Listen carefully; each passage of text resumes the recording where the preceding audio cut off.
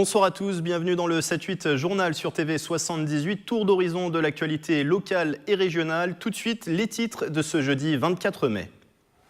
Il réunit des équipes de pompiers de France et du monde. L'Extraction Challenge 2018 a débuté aujourd'hui au Vélodrome national de Saint-Quentin en Yvelines. Une compétition sur 3 jours de secours routier et de secours d'urgence aux personnes. Nous serons sur place dans un instant.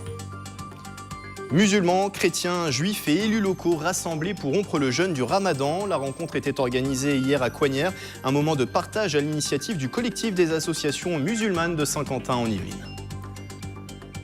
Et puis à Rambouillet, la Bergerie nationale accueille ce week-end le Salon des métiers d'art. 53 exposants, des démonstrations et conférences au programme. Présentation avec Florence Dupont, vitrailliste et secrétaire de l'association qui organise cet événement. On parlera dans ce journal également de la fête de la nature qui se tient en ce moment. L'établissement du Chep au Tremblay-sur-Mauldre organise à cette occasion une journée d'animation ce samedi. Mais d'abord, je vous en parlais dans les titres, le début aujourd'hui de l'Extraction Challenge. Durant 3 jours, 19 équipes de toute la France mais aussi du monde s'affrontent dans des épreuves d'extraction d'accidentés de la route. Objectif qualification pour les championnats internationaux en Afrique du Sud. Sur place ce matin pour le début de la compétition, Marilène Yapichino. Allez, on s'active, 30 secondes encore. Des accidents spectaculaires en plein centre du Vélodrome de Montigny-le-Bretonneux. Des pompiers de toute la France se sont donné rendez-vous pour montrer leurs meilleures techniques de désincarcération et de prise en charge des accidentés de la route.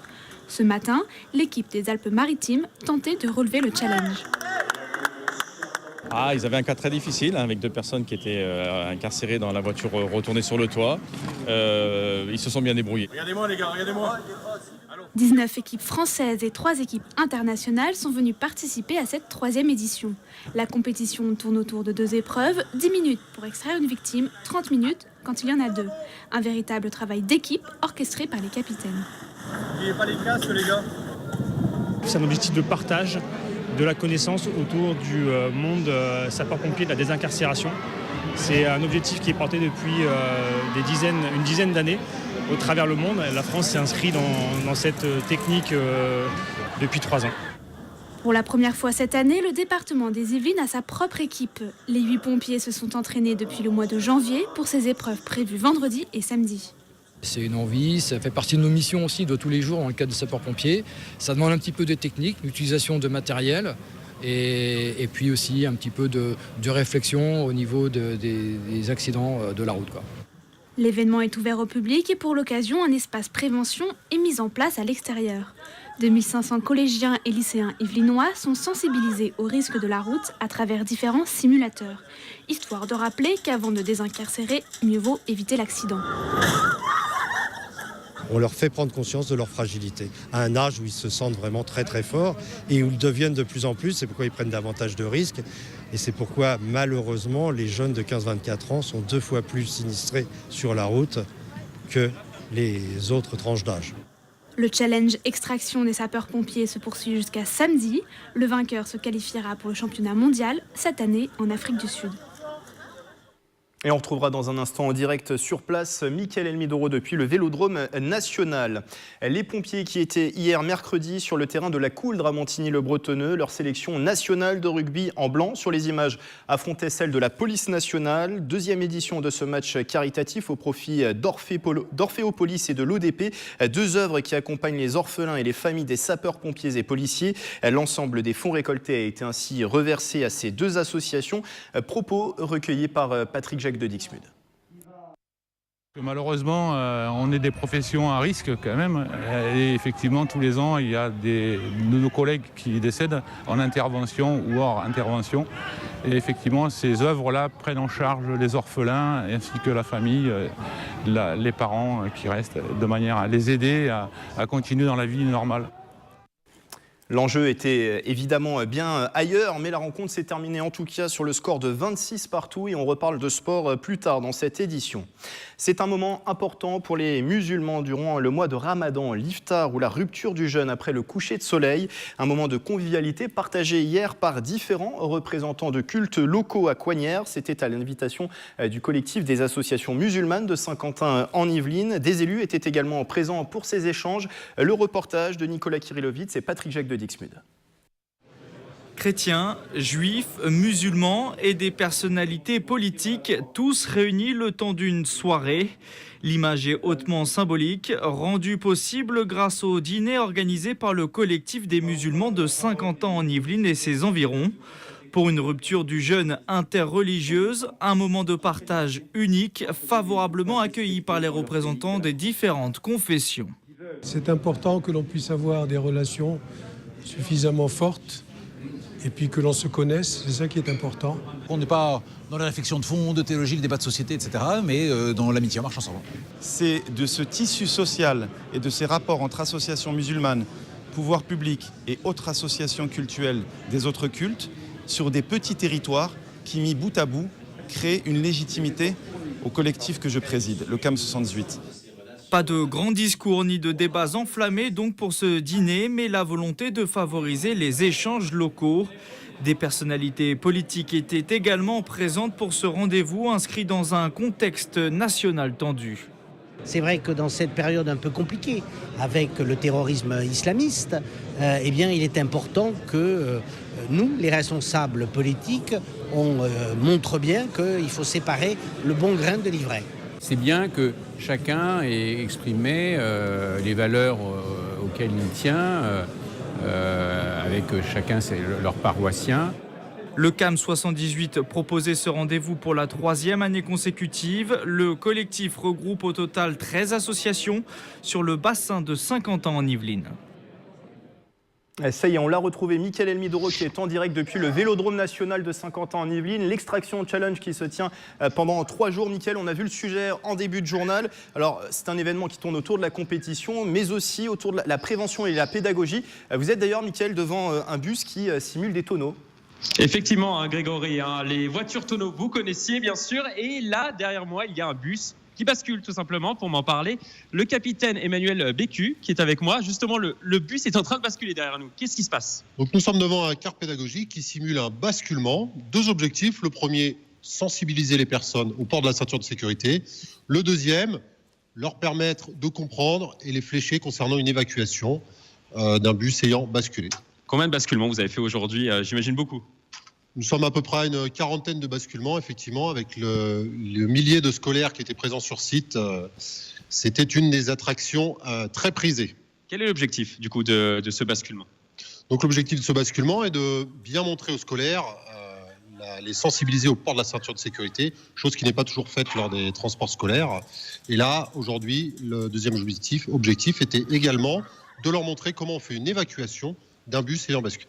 Et les scolaires également ont pu voir d'autres animations. Il y en a une trentaine sur site.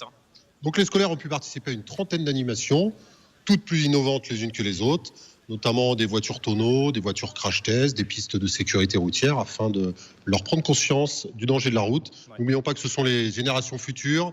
Il faut aujourd'hui les éduquer, les informer à la prévention routière. Ils ont pu voir également quelques vidéos.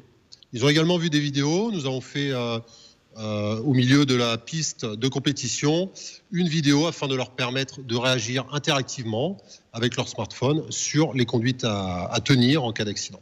Après, c'est pour les scolaires, mais pas forcément que les scolaires. Également des personnes lambda qui veulent venir sur le site peuvent le faire.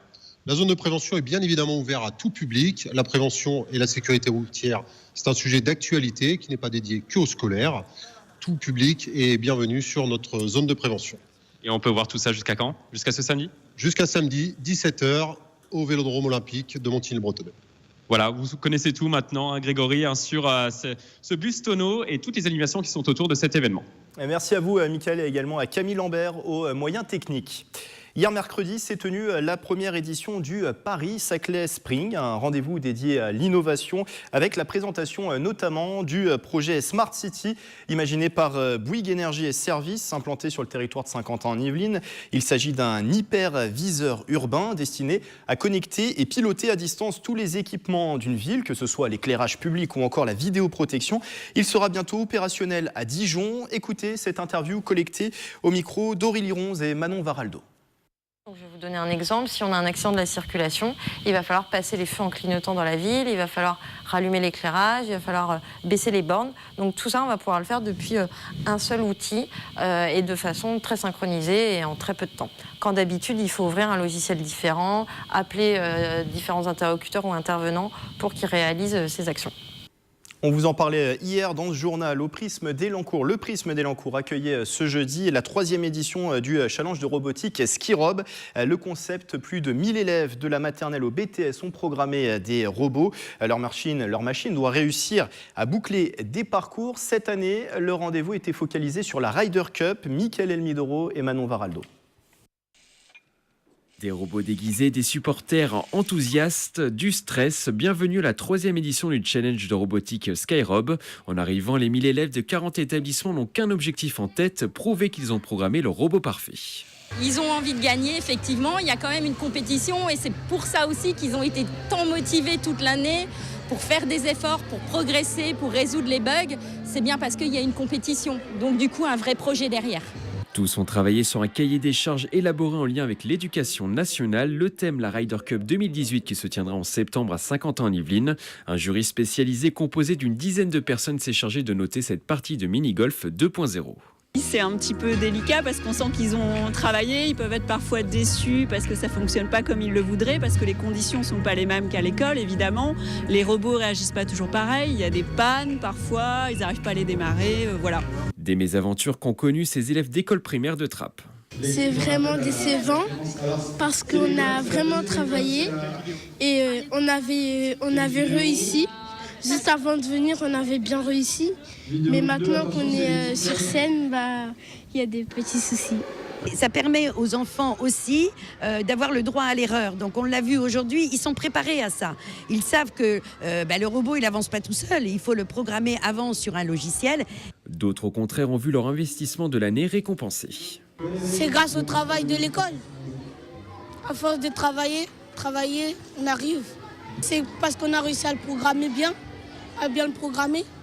Le challenge Skyrob reviendra l'année prochaine pour une 4e édition. La thématique devrait être annoncée en septembre prochain.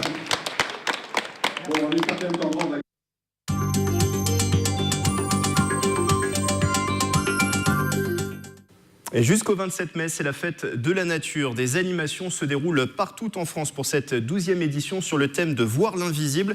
Bonsoir Laurent Carl.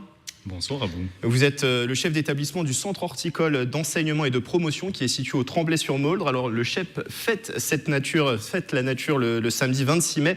De nombreux ateliers pratiques et stands gratuits seront proposés. On va en parler dans un instant. Peut-être déjà un mot sur le CHEP. C'est un établissement privé sous contrat et il propose des formations qui sont tournées vers le paysage et l'environnement. Vers l'environnement, le paysage et la forêt depuis peu. Voilà, effectivement. Donc, un grand bonjour à tous, et c'est vrai que nous avons le plaisir chaque année, depuis bon nombre d'années, de nous associer à cet événement national, et on va dire que c'est une logique puisque l'établissement, de par ses formations, a une prégnance toute particulière sur l'environnement et sur la protection de la nature. Et un site aussi exceptionnel, 21 hectares en pleine nature. Cet établissement est situé en pleine nature. C'est tout à fait exact. Et ces 21 hectares nous permettent de mener nos formations de la 3e, 4e de l'enseignement agricole jusqu'au bac aménagement du paysage, bac forêt et aussi bac de la gestion des milieux naturels de la faune, en passant après pour terminer sur un BTS, brevet technicien supérieur gestion et protection de la nature. Sans oublier le BTS également aménagement du paysage. Donc vous voyez, autant de formations diverses et variées qui permettent à bon nombre de jeunes chaque année d'une part de ressortir de chez nous avec un diplôme, mais également de trouver une insertion professionnelle à la clé. Oui, finalement, c'est assez large, ça va du collège, après le bac, il y a plusieurs formations. Exactement, et la spécificité de notre établissement, c'est que nous avons en fait trois entités de formation, de la formation professionnelle continue pour les adultes, un CFA, donc centre de formation par apprentissage, et l'école du savoir-faire pour la partie lycée sous contrat avec le ministère de l'Agriculture. Vous disiez tout à l'heure que l'établissement s'associe depuis plusieurs années à cette fête de la nature. C'est tout à fait normal quand on a un établissement dédié à la nature de s'associer à cette fête? Oui, d'autant plus que l'idée dans l'une de nos 5 missions de l'enseignement agricole, c'est justement d'être acteur du territoire et notamment sur l'accompagnement, la sensibilisation sur des thématiques nationales. Et on sait ô combien aujourd'hui l'environnement et la protection de la nature sont des thématiques à enjeux nationaux et voire même mondiaux. Et vous avez l'impression aujourd'hui qu'on s'éloigne de la nature? C'est tout le contraire peut-être? Alors on va dire qu'on peut noter à plusieurs reprises des paradoxes importants. À plusieurs égards, on peut avoir avec notre approche sociétale qui vise à plus aller en zone urbaine ou semi-urbaine, donc une tendance ou un ressenti de s'éloigner de la nature, mais on constate parallèlement que c'est bien souvent des citoyens ou concitoyens qui sont dans ces zones-là, qui sont par ailleurs sensibles, voire très sensibles à des domaines de protection de l'environnement. Alors, sur les objectifs de cette journée samedi, on l'imagine fêter la nature, sensibiliser peut-être les plus petits à ce thème, aussi les adultes, c'est aussi montrer toutes les possibilités de l'établissement, faire peut-être sa promotion? Alors, c'est vrai qu'on est pleinement associé à la fête de la nature. On en profite en même temps pour faire une journée porte ouverte, donc grand public, forcément orienté du coup vers le recrutement et d'éventuelles familles ou jeunes qui souhaiteraient bien sûr venir s'inscrire. Mais c'est vrai que dans la continuité de ce que nous pouvons déjà être amenés à faire au sein des collèges, en fait, nous intervenons bien souvent au sein de collèges, notamment les BTS, et dans le cadre de leur formation qui vise un domaine plus particulièrement sur l'accueil et l'animation du public. D'accord. Et nous intervenons auprès de jeunes publics, voire très jeunes publics, pour les sensibiliser dès le premier âge à ces enjeux et thématiques et notions de l'environnement et de la protection de la nature. Alors il y a un programme très complet pour cette journée au Chep samedi, une trentaine d'animations gratuites pour tous les goûts. Il y a des choses aussi bien pour les enfants, mais aussi pour les adultes. Voilà, on va dire qu'on ne va pas bien sûr dévoiler tous les éléments que vous pourrez être amenés à rencontrer en venant nous voir ce samedi. Alors déjà en introduction, ils annoncent très beau temps, donc si vous voulez, le climat nous accompagnera. Sera au rendez-vous. Sera au rendez-vous, voilà. Après, on a bien sûr un certain nombre d'activités qui seront en lien avec la thématique nationale annuelle de la fête de la nature. Et cette année, c'est voir l'invisible. Alors, si vous voulez, la question peut se poser déjà, comment peut-on voir l'invisible?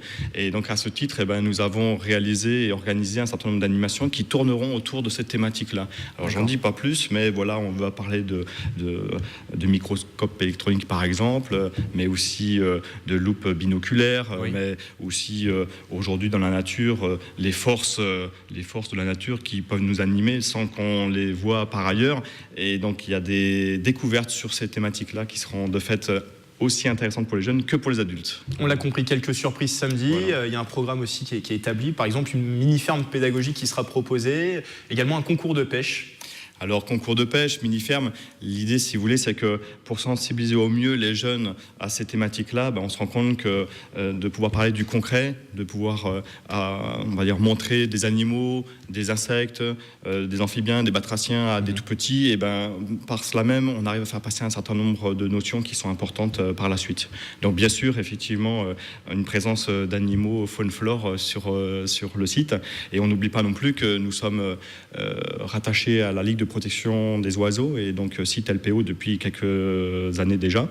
Et en cela, on a du coup pu organiser un lieu pour pouvoir observer avec jumelles et ou longue vue un certain nombre d'oiseaux.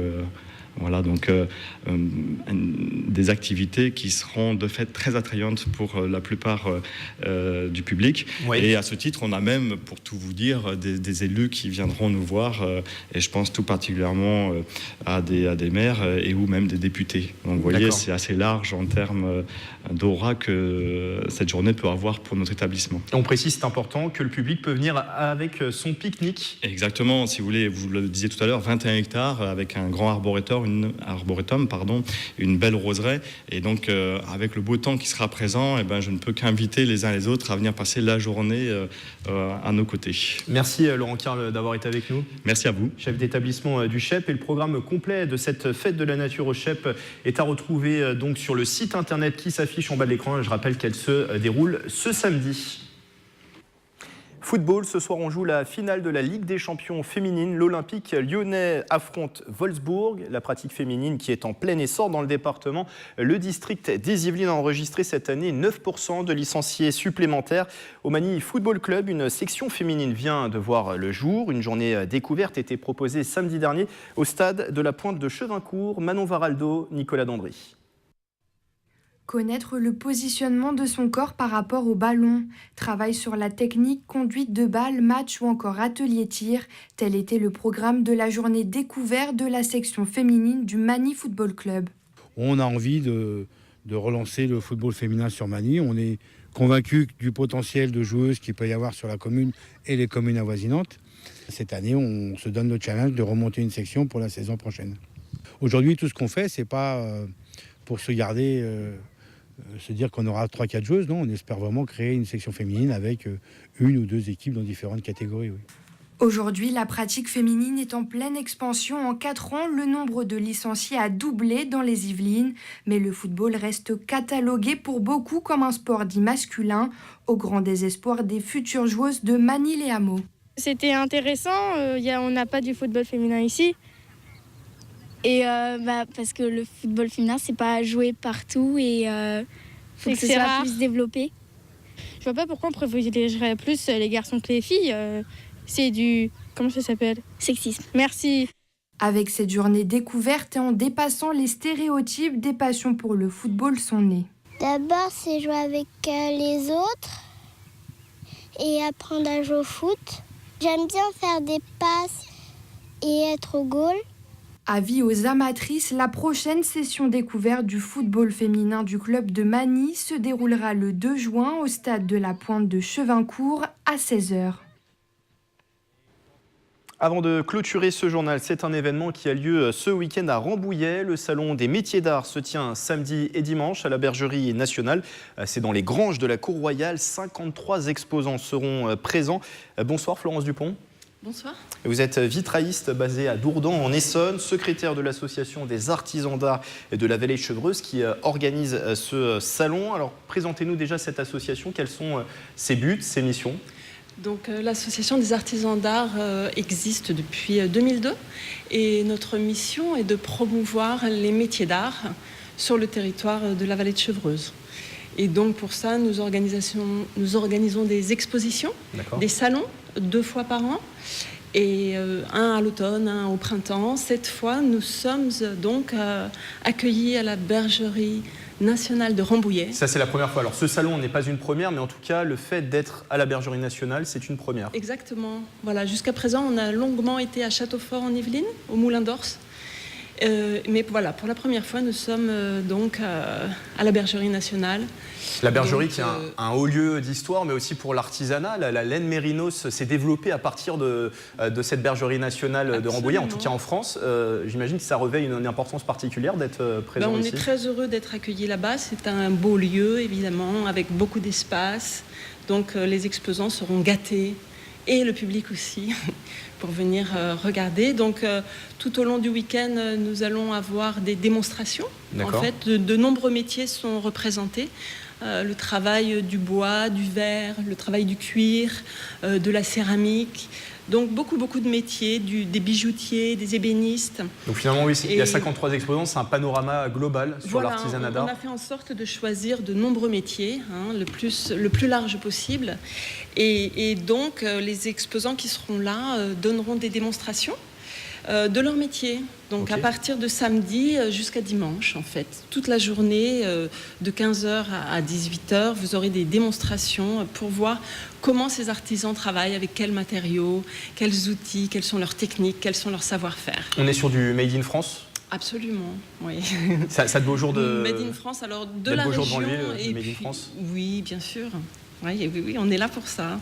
En tout cas, c'est la mission de notre association qui est de promouvoir les métiers d'art et de faire en sorte que ça puisse s'ouvrir au grand public le plus possible. Vous, notamment présente, parmi ces 53 exposants, vous êtes vitrailliste, je le rappelle.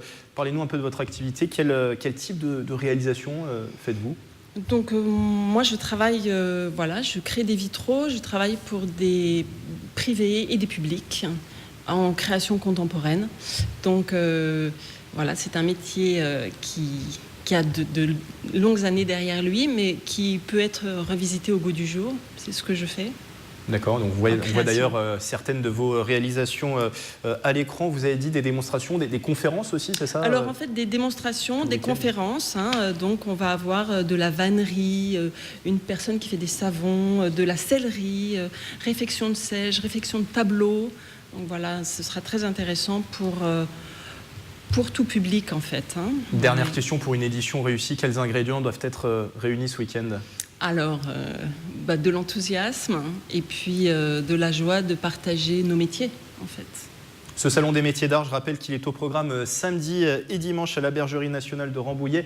Rendez-vous de 10h à 19h. Précision importante, l'entrée est libre. Gratuite. Et pour plus d'informations, il y a un site internet, le site internet de votre association qui s'affiche en bas de l'écran. Merci Florence Dupont d'avoir été avec nous. Merci à vous. Je rappelle, secrétaire de cette association qui organise cet événement, et vous êtes également vitrailliste à Dourdan en Essonne. Voilà, c'est la fin de ce journal. À suivre dans un instant un nouveau numéro du 7-8 débat. Et cette édition, elle est bien sûr à revoir sur notre site internet et notre application mobile TV78. Belle soirée à tous.